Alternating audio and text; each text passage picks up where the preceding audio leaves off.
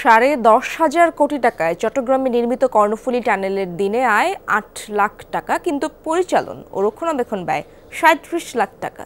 সম্ভাব্যতা যাচাইয়ের সময় দিনে 28,000 গাড়ি চলবে বলে বলা হলেও বাস্তবে চলছে 2,500। গত সরকারের সময় ঢাক ঢোল পিটিয়ে চালু করা টানেলটি অপরিকল্পিত এবং অর্থের অপচয় বলছেন বিশেষজ্ঞরা। স্বাস্থ্যকর অল টাইম ফ্যামিলি কেক, সব সময় অল টাইম হেলদি লাইফ। জাকজমক আর ধুমধাম করে 2023 সালের 28 অক্টোবর উদ্বোধন হয় কর্ণফুলীর তলদেশে নির্মিত এই টানেল। পরদিন থেকে শুরু হয় যান চলাচল। তৎকালীন সরকার পক্ষ থেকে বলা হচ্ছিল চীনের সাংহাইয়ের আদলে ওয়ান সিটি টু টাউন গড়ে তুলতেই 10,500 কোটি টাকার এই মেগা প্রকল্প। এটি দক্ষিণ এশিয়ার প্রথম টানেল। তবে সম্ভাব্যতা যাচাইয়ের সময় যে পরিমাণ গাড়ি চলাচলের কথা বলা হয়েছিল তার অর্ধেকও চলছে না।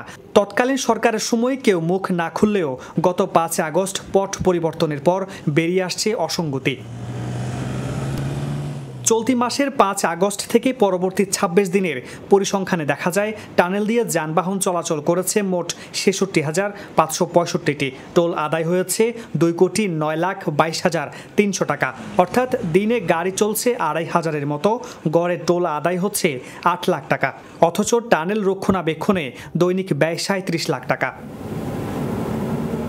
প্রকল্পটি অপরিকল্পিত বলছেন বিশেষজ্ঞরা।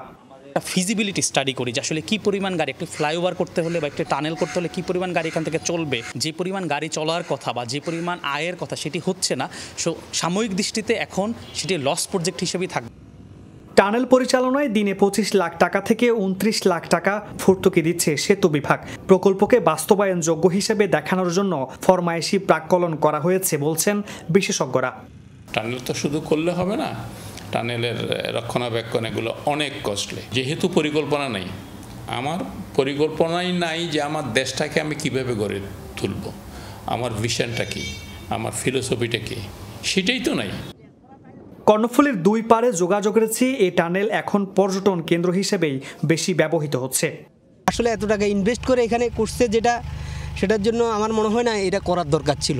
আমাদের গরিব এলাকায় এরকম হওয়ার কারণে গরিব মানুষের উপর ঋণটা চাপিয়ে দেওয়া হয়েছে।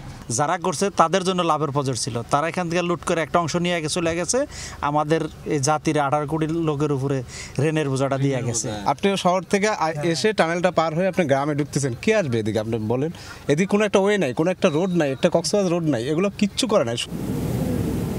মামুন রশিদ অফি, যমুনা নিউজ, চট্টগ্রাম।